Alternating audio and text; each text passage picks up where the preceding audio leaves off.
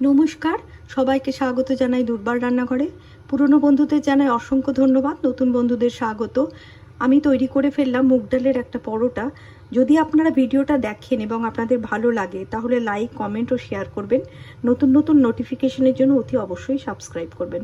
সবাই ভালো থাকবেন, সুস্থ থাকবেন, ধন্যবাদ। এখানে আমি হাফ কাপ মুগ ডাল নিয়েছি, ভিজিয়ে রেখেছিলাম 1 ঘন্টা মতো। একটা মিডিয়াম সাইজ আলু একদম ঝিরিঝিরি করে কেটে নিয়েছি এবং জলের মধ্যে আমি রেখে দিলাম, কারণ কি নাহলে কালো হয়ে যাবে। গ্যাসে কড়াই বসে একদম জল দিয়ে দিয়েছি। এর মধ্যে আমি দিয়ে দেবো একটু নুন, তারপর দিয়ে দেবো মুগ ডালটা।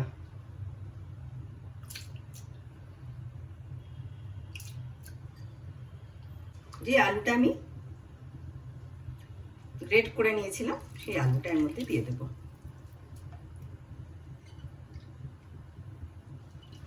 এটা ঢাকা দিয়ে মিনিট 5-6 সেদ্ধ করে নেব।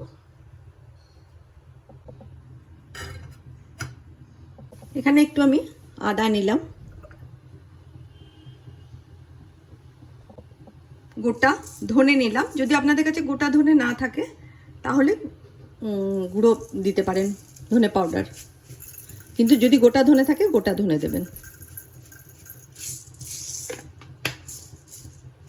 আর দিলাম গোটা মৌরি,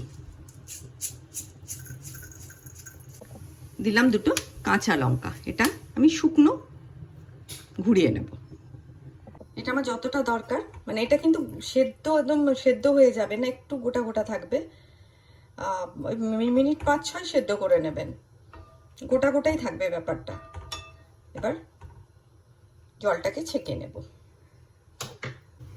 ছেঁকে নিলাম, দেখুন একদম গোটা গোটা আছে। এই যে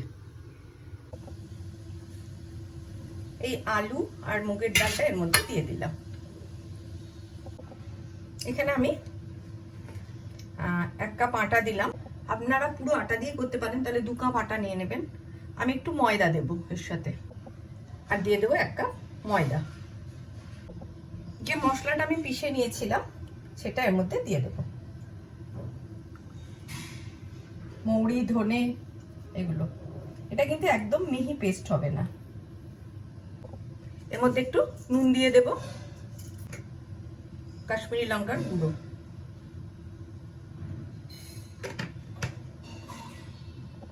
দেবো একটু সাদা তেল। এর মধ্যে দিয়ে দেবো একটু ধনে পাতা কোচানো।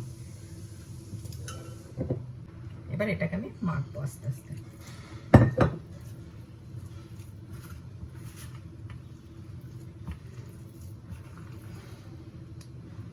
এটা ভালো করে মেখে নেব। মাখানোর পর দেখাচ্ছি। এটা আমি ভালোভাবে মেখে নিয়েছি, দেখুন। এবার এর মধ্যে একটু তেল বুলিয়ে মিনিট 10 ঢাকা দিয়ে রেখে দেব। এটা ঢাকা দিয়ে এখন রেখে দিলাম। 10 মিনিট হয়ে গেছে, আটাও আমার নরম হয়ে গেছে অনেকটা। এবার আমি এটা লই কেটে নেব পরোটার জন্য। এখানে আমি লই কেটে নিলাম। আমি এখানে ঘি আর তেল মিক্সড করে নিয়েছি। আপনারা শুধু ঘি বা শুধু তেল দিয়েও করতে পারেন। এটাকে বেলে নেব।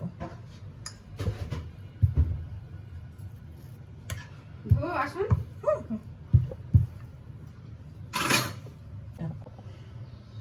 এখানে আমি লইটা নিলাম এবং একটু তেল ঘি যেটা মিক্সড করে রেখেছি, তেল আর ঘি, সেটা এর মধ্যে। এবার মাঝখানে একটু তেল দিয়ে দেবো, ভাঁজ করে নিয়ে। প্রতিটা লেয়ারে যেন তেল থাকে, অয়েলি হয়।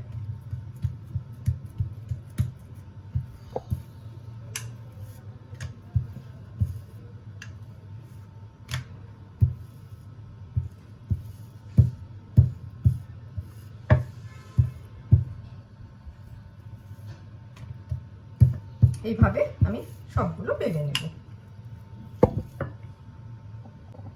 সবগুলোকে বেলে নিলাম, এবার এগুলোকে আমি ভাজবো। গ্যাস অন করে তাওয়া বসিয়ে দিলাম, তাওয়া গরম হয়ে গেছে। এবার আমি একটা পরোটা দিয়ে দিলাম।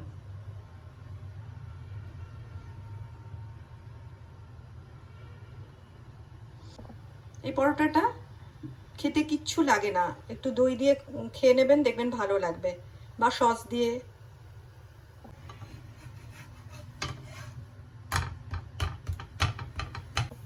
এটাকে প্রথমে ভালো করে সেঁকে নিতে হবে।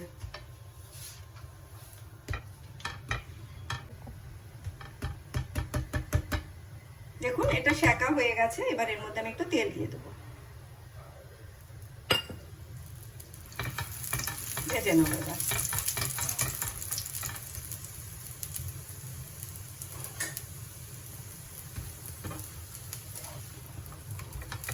এভাবে ভেজে নেব।